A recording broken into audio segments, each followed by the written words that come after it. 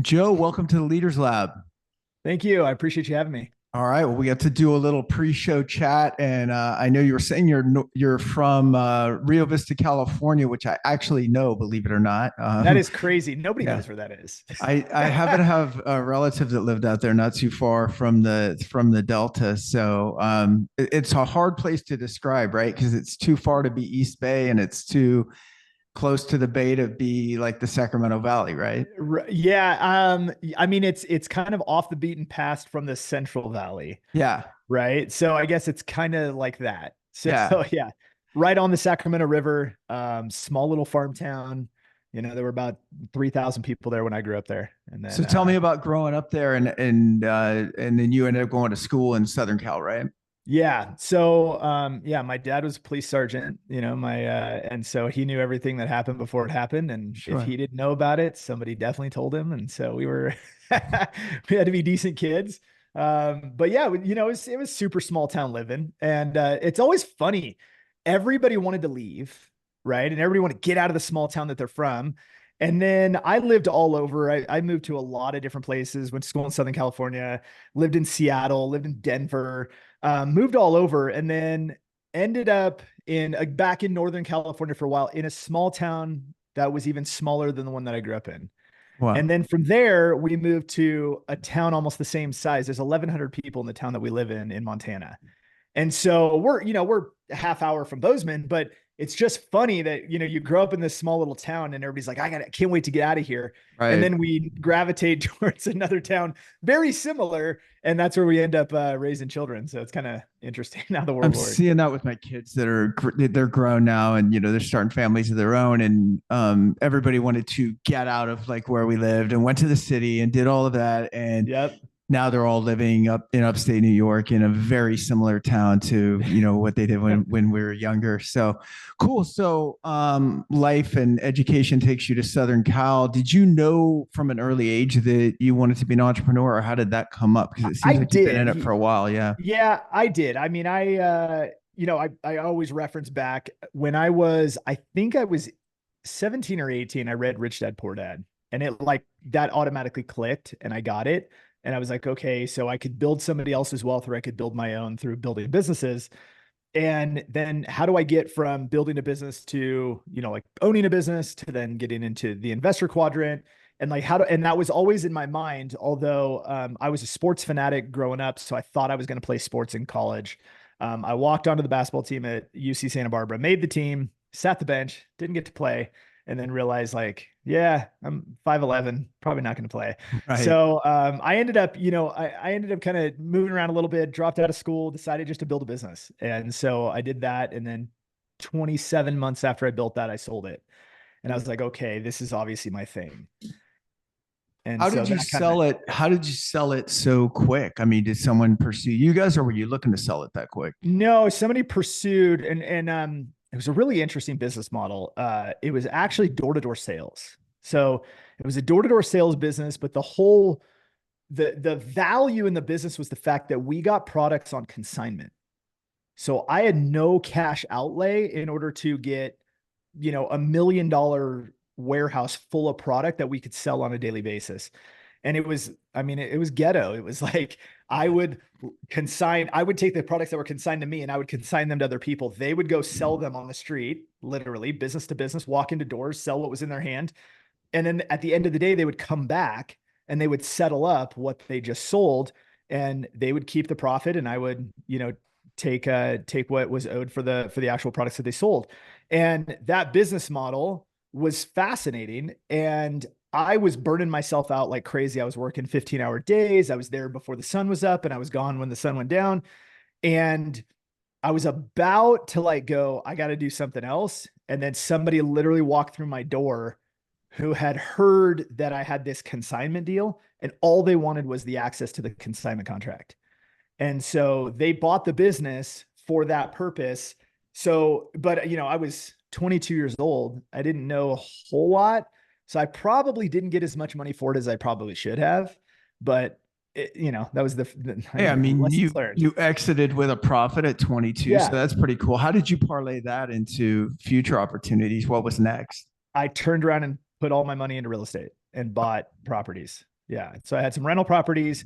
Most money we put into fix and flips.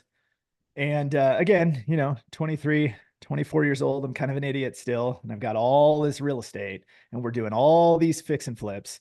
And next thing you know, '08, '09 is hitting and the market crashed. And I knew nothing other than, oh, cool. If you buy a property, you fix it and then you sell it. Yeah, it always It's goes up. increased in appreciation. It Sure. always goes up, right? Everything's great until you learn about a recession, which I learned the hard way. And so then I lost almost all, basically everything. Yeah. So we went back to zero. How did you rebound after that? Let's see. I read a whole bunch of self-help books. Sure. Really started getting into, okay, like what am I doing? What's sustainable? What's going to actually work? And then I read the 4 Hour Work Week, and I realized like the digital world is here regardless of what we want to think. And so maybe I should like focus in the digital area. And so I built an e-commerce business. I literally actually sat down. I moved to San Diego, decided I want to live by the beach and just surf every day. And I was going to be like this, kind of nomad and just chill and build an online business. And so I took the 4 Hour Work Week. I sat down on my kitchen table and I literally page by page did what was on every single page to a T, built a business. It was completely run offshore by virtual assistants.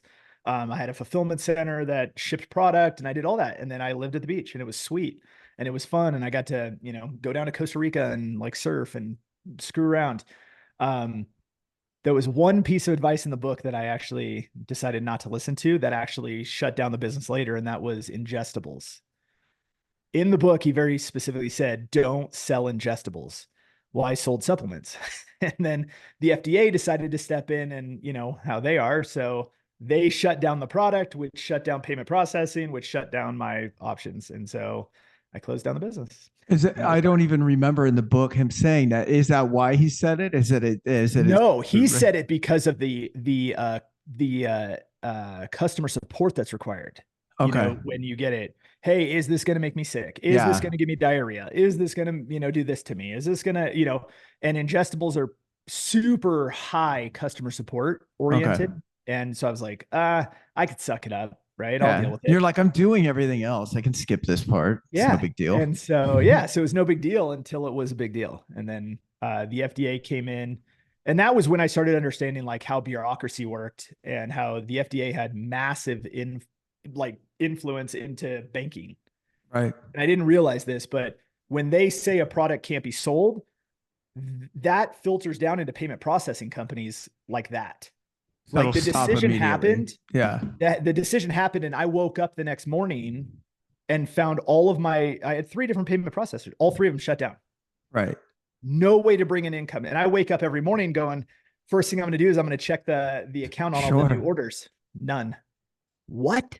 This hasn't happened in years. Like, what the heck? And so then I found out and I was like, well, okay. And so, how do you fight this? You go find another high risk payment processor that's willing to do it for now. And then it's only a matter of time. So that led me into what am I going to do next? And it's like, well, I'm pretty good at this marketing side of things.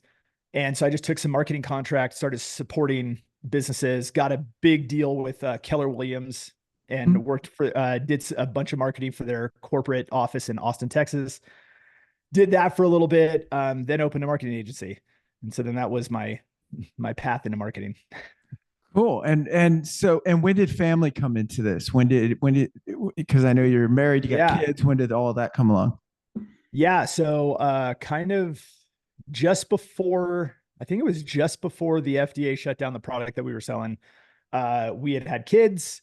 And we were kind of living this great life and all was good. And then income went to zero overnight. So this was your second trip around going from flying high. Yeah. I don't want to say not a care in the world, but probably feeling like most boxes were checked to just like the universe going like, no, like that's not what's happening right now. But now you've got more at risk. You've got kids, you've got a wife. It's probably a lot scarier. What were you going through in that time frame? Oh, it was devastating. I mean, you want to talk about putting massive stress on a relationship, putting massive stress, just internal.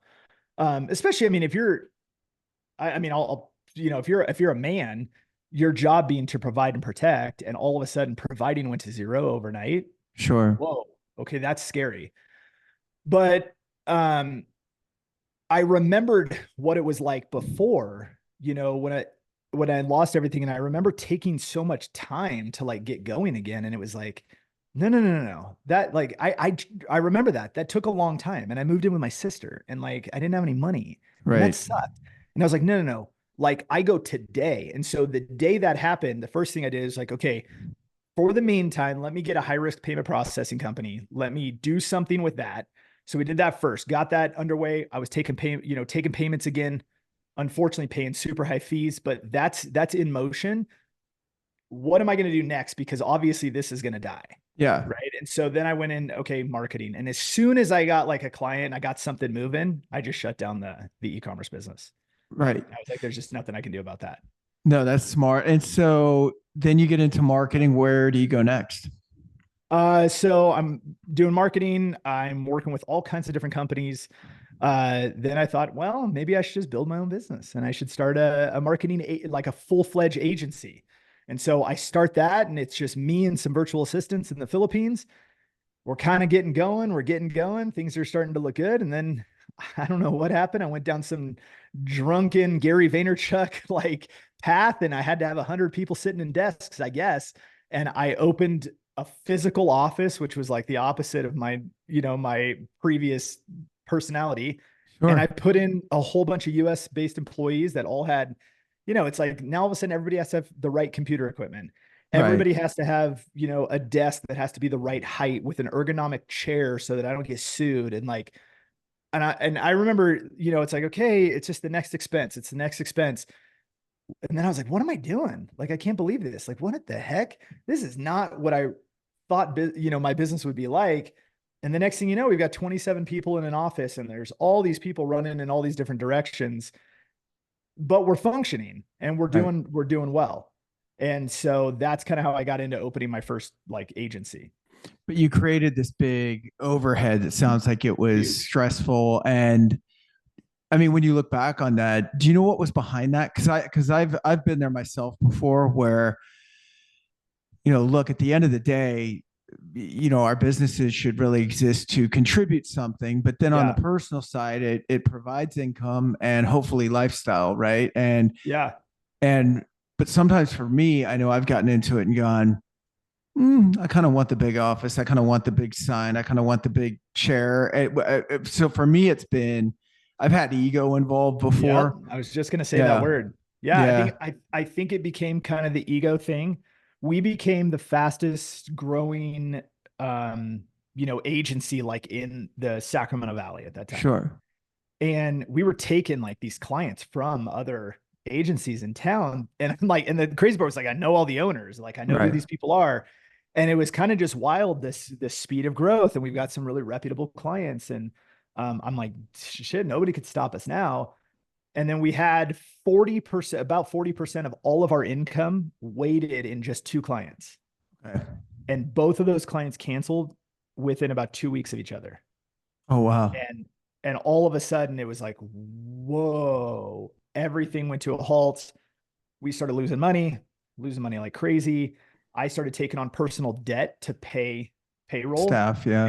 and just to keep it going. And I'm like, look, we only need to, it was two clients, right? Like we can get this back. And the optimist in me is just like, let's go. We can get it.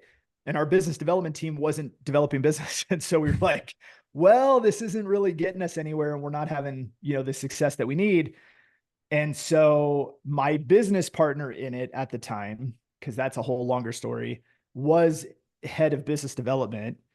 I finally, well, back up. I actually had a guy who was kind of a mentor to me, and I had talked to him, and I said, "Hey, I'm in this kind of weird position. Here's what's going on, and we're losing money like crazy. I'm taking on debt." He said, flat out, shut down the business like today.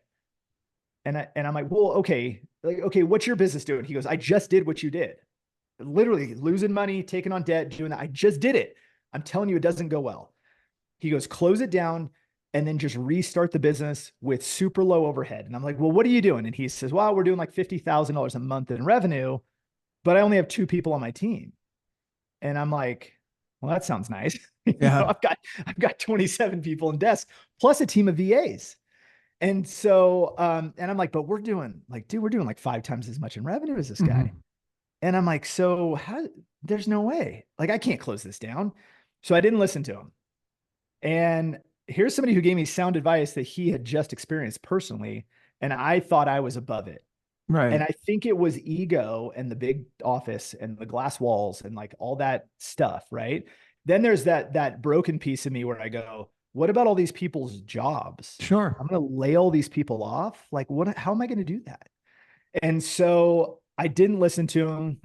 About 6 months go by, racking up debt. We're not growing fast enough to pay down the debt to make it make any sense. I see an interview with him and somebody else, and now he's doing $400,000 a month in revenue. Wow. But he has a team of 4. And I'm like, oh my God, the profit margin on that is incredible. And so I pick up my phone and I text him. I'm like, what did you do?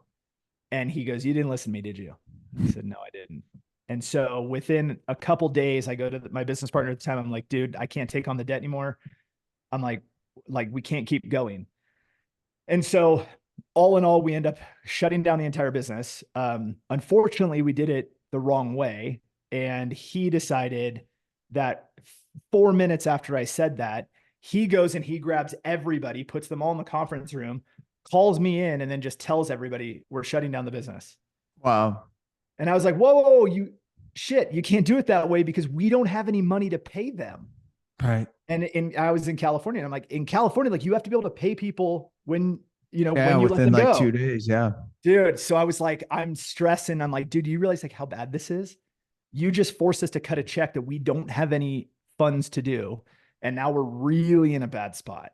And he didn't give a shit. He got to walk away without harm. And I figured it out.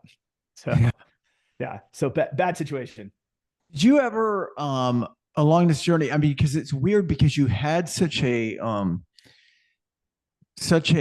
back and forth between, I mean, if someone's looking for early signs as an entrepreneur that they're doing well, you had lots of those signs. You built this company straight out of college and sold it within a couple of years or just over a couple of years.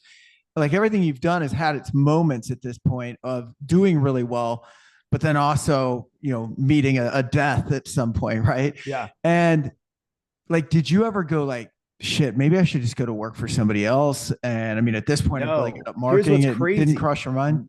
Never. No. I personally never. Now, my wife, totally different because she grew up in a family. Her dad worked for PG&E his entire life. Right. He has had amazing pension, climbed the corporate ladder, did his thing. Right. So all she understands is like that very, very secure life. Sure. And so here I am, like completely nutbag, risky, not what she was probably expecting was going to happen, down the road. But at the same time, I could not work for somebody else. It would kill me. And so I know that about me. And I also know that worst case scenario, I've sold shit out of my trunk before. Right. I could literally just, if I need to sell pens or sunglasses, or I could sell some stuff and make money. Like I'm not worried about that. It was, I think the most frustrating part was just like, I had a huge failure again. Like what moment did I not pay attention to that I let like go on too long that caused me to fail? Right. The one where it was like, oh, it's an e-commerce business and the product. Yeah. I mean, there's not much I could do about that one. Right. In theory. But shoot, like the real estate, I could have, if I would have invested the way you were supposed to invest, which anybody who's smart knows, cash flow, right? Depreciation, like all the tax advantages and all. If I'd have done that right the first time and not played the fix and flip game, because the fix and flip game was fun and it was what all the fancy folks were trying to do. That's also where you had all your capital leveraged, right? Everything's leveraged. Yeah. That's right. And then if you look, every one of those fancy suckers in 08 and 09, they all ended up just like I did. Right. But the guys who invested for cash flow for a decade or 20 years, They're just like, so what? Yeah, We're just gonna keep the property. they saw asset values dip on a balance sheet, but not even in their That's day it. to day, right? That's And then right. it came back later. So, Rents. Yeah. Nobody so could buy a house back. If you think back, nobody was buying homes right, because values were garbage, as far as like lending and stuff, rents were high. right. People were literally getting higher rents. And I'm like, if I'd have had a bunch of rentals instead, but nope, I decided to be fancy and fix and flip. So I look back and I go, was it ego? Was it just being inexperienced? And I needed to go through cycles of business and understand, like, I got to a certain point and then I wasn't good enough to take it beyond there. That could have been it. And I didn't even have the knowledge, Yeah, and, when you're 25 and you've got $4 million in real estate and most of it's all leveraged at the exact same time in projects and so forth, I thought I was pretty hot shit. right. I used to drive around in my pickup truck, to all the different job sites. And Pointing them it out. was more like, yeah. And it's like, you're pretty hot, but at the end of the day, you end up with nothing. And that's kind of stupid. And so my life is completely different now in how I view business, operations, leverage, and all of that too. So, But it seems like I mean, not trying to, but if I was summarizing your story, it would be like, yeah, but it's almost like you're learning how to bake a cake, right? And you had like 8 out of 10 ingredients or 9 out of 10. It's like it's super close. And with any of those things, like with the ingestibles business, with the supplements business, like that could have been an absolute home run. I mean, it actually was until it wasn't, right? But that's right.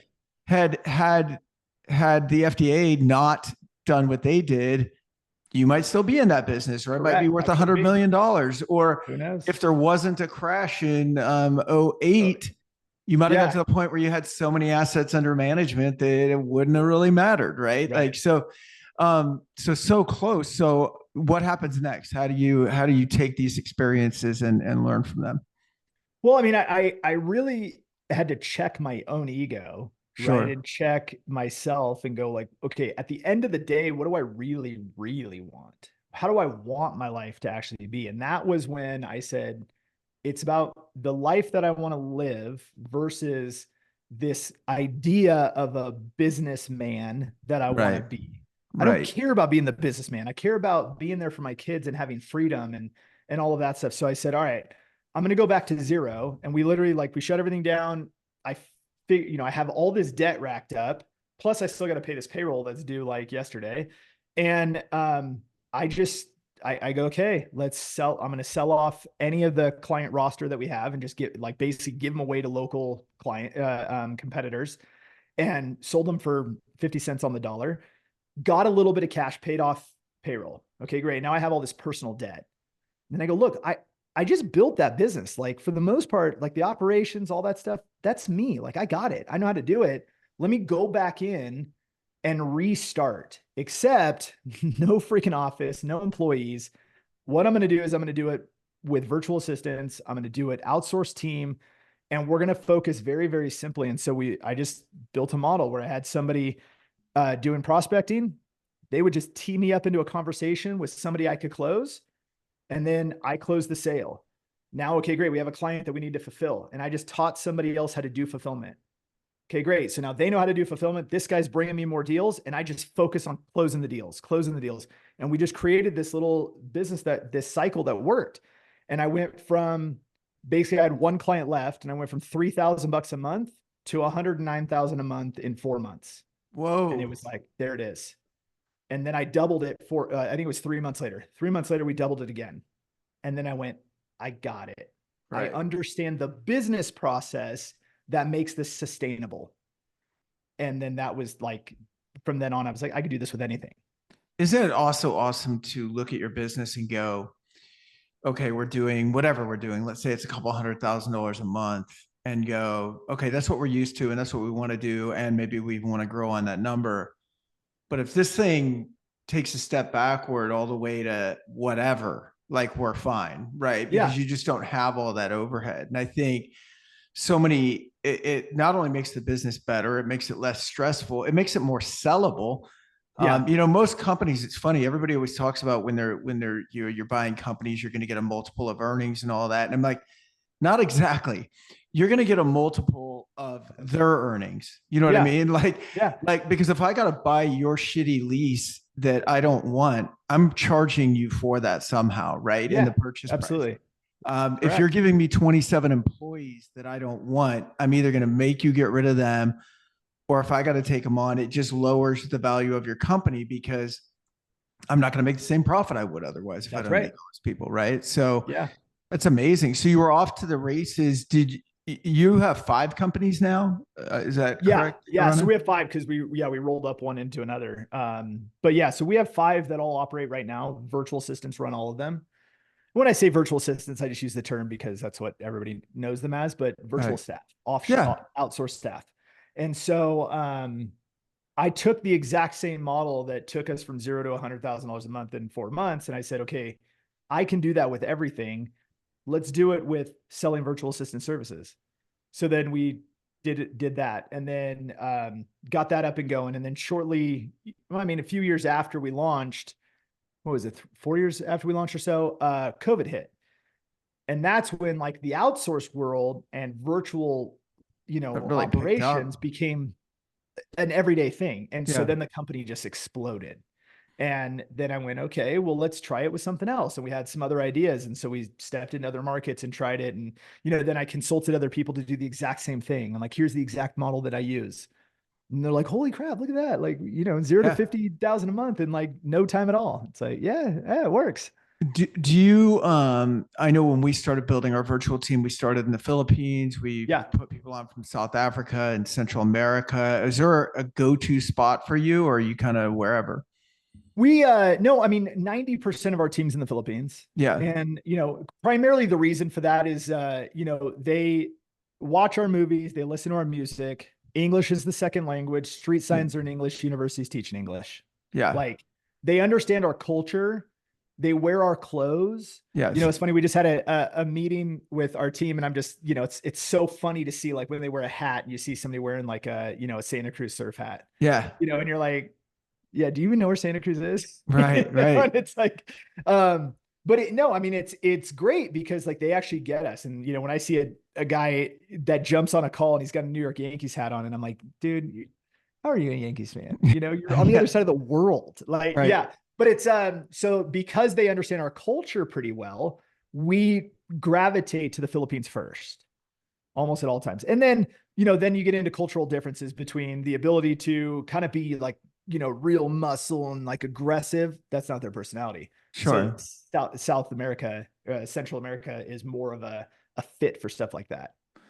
And so when you're placing VAs so are people coming to you guys and saying, look, I need a couple of people, admin people, whatever. And then are you guys providing that labor and charging the client, or are you actually placing them and charging them just a fee for the placement? No. We maintain the staff. And the reason we've tried it both ways. And the challenge becomes we have a two-sided mission. One of them is to help provide freedom for small business owners and have them create the lifestyle that I would wish every entrepreneur has, which is like, I have an obnoxious amount of free time. Sure. Like it's not even fair.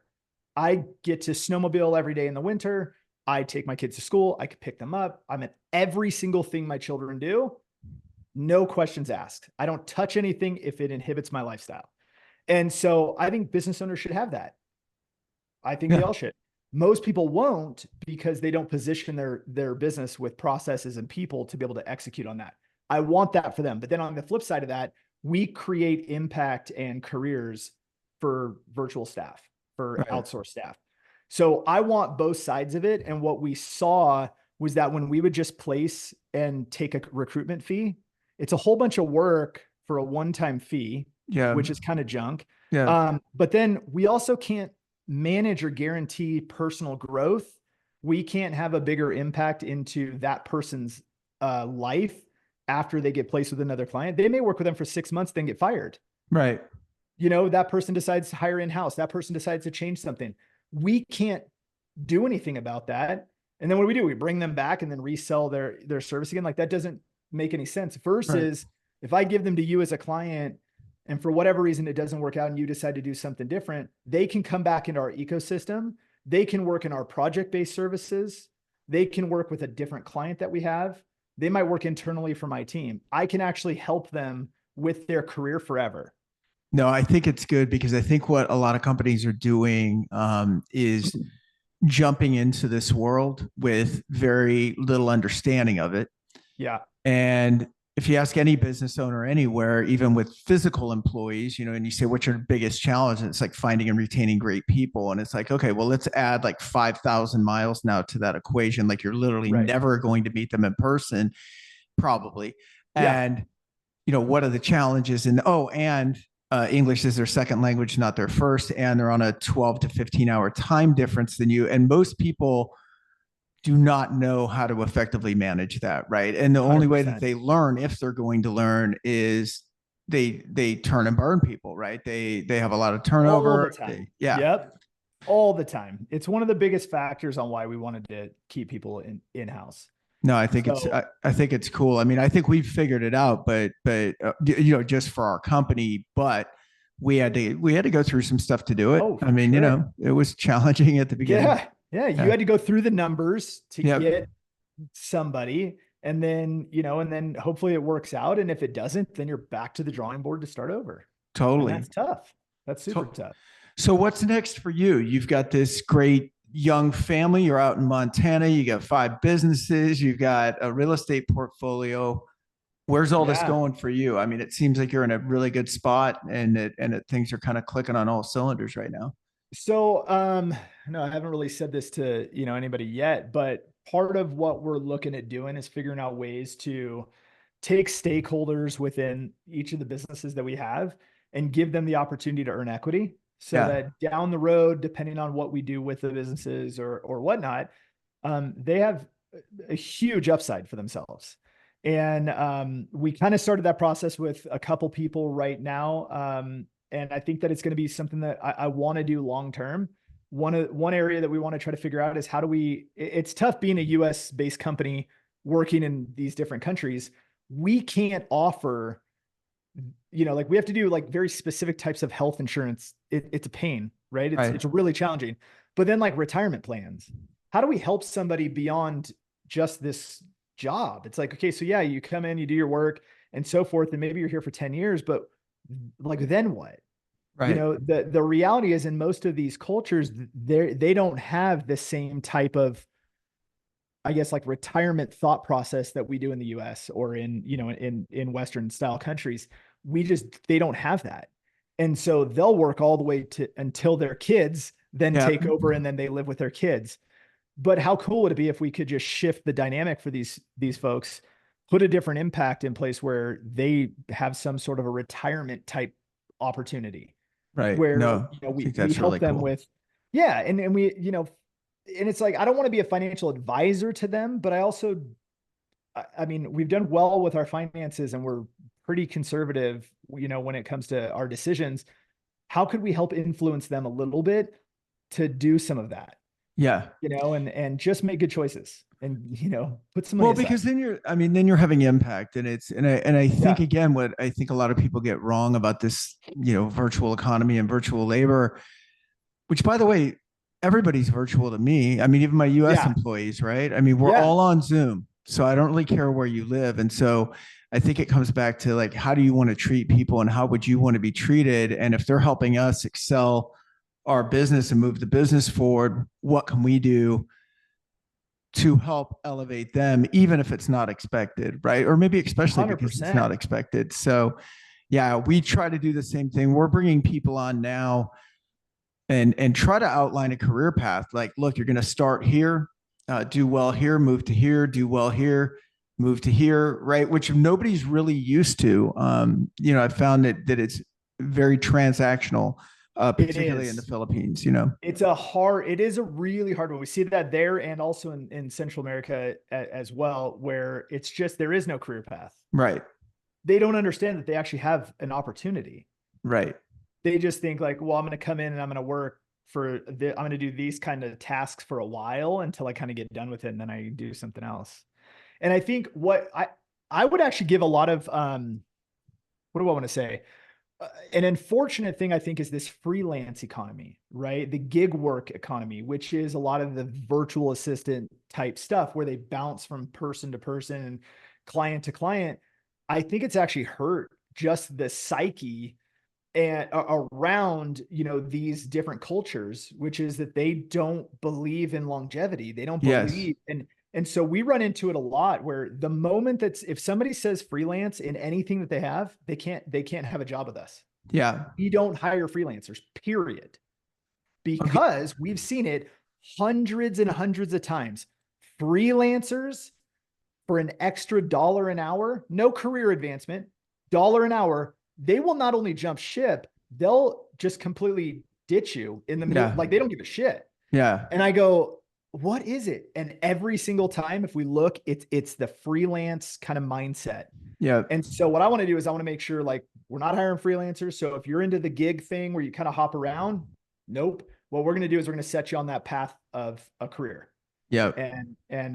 So yeah, so I think it's unfortunate the gig economy in this freelance world has really screwed things up for a lot of people, to where they just don't even understand that there's opportunity to build a career for a long term with the Right. same company.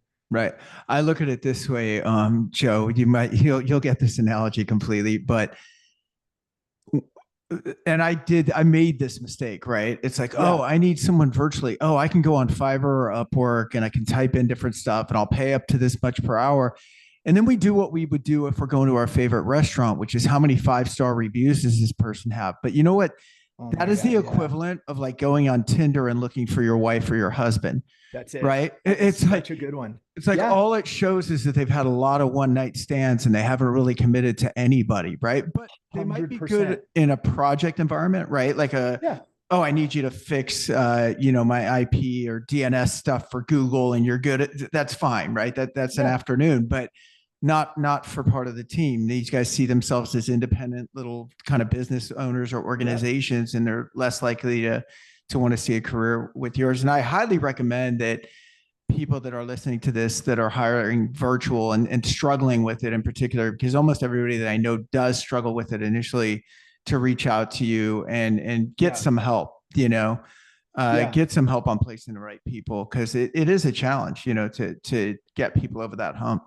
It is, and that is such a good analogy. I love that one. I might steal that one a lot because it is unfortunate, and the review thing that drives me crazy when people are like, well, I'm going to go to Upwork and I'm going to find somebody, or it's like, okay, great. The problem is you still don't know if they can do the exact thing for you. Right. Like they've done something for a bunch of other people, but Right. what about the exact thing that you need? Right. Like your wrinkle might be different than somebody else's. And Sure. so how do you know you get it? And what happens so many times is that you go and you put some money into the machine, dang, not quite what I needed. And then you go find another one. Dang, not quite what I needed. Then you go find another one. And it's just this constant thing. And it's like, well, yeah, but I got all my work done, like outsourcing it. And it's like, I know, but what if you could just have it done right every single time? Right. And that's where, we have a project-based service that's very similar to Upwork, but you just buy blocks of hours. And then we actually have people who are specialists who do that one thing. You need videos Nice. edited? That. You Nice. need graphic design work? Like anything you see that exists level 9 virtual anywhere, like it isn't me. I didn't touch it. I don't do any of it. And so when we've done those projects hundreds of thousands of times, and we've done millions of hours of work. And it's with people that are on your staff that They're on our like staff, the you guys same have people. control over it. Yeah, I like That's it. right. And we know that the results are great and we can stand by it because our team can manage the output. And if we review the output and we're like, that's not up to par, then we don't give it to you and we fix it. Right. And then we give you solid work and we make sure it's right. And if that person didn't do a good job, they either get coached, they get trained, or they get canned. Right. And so like we take a very, very hard approach to that. No, that's cool. Well, Joe, it's been so good getting to know you a little bit. Yeah. I can't believe we blew through our time already, but excited for our paths to cross again. Joe's got several companies. Level 9 Virtual is the one that we're talking about right now. So thanks again, Joe, for coming on. I really appreciate it. Yeah, my pleasure. And I'll leave it with this. If somebody's interested in testing the waters and just being like, hey, I just want to see what it's like, We have a really cool special. If you go to level9virtual.com/trial, you can test out our services, get 10 hours of service and just like submit some projects, see what it's like to get stuff off your plate. Awesome. And super affordable. Everybody can afford to test it. Even if you hate us, you'll still be able to afford it. But what it always does is it opens people up to the opportunity to like, let me test outsourcing. Let me try it. Let me see how it works. And so I would employ anybody to go give that a try. We'll put that in the show notes for sure. What a great way to get people started. Thanks again, Joe. Yeah, you got it, man. Thanks so much. All right. Take care.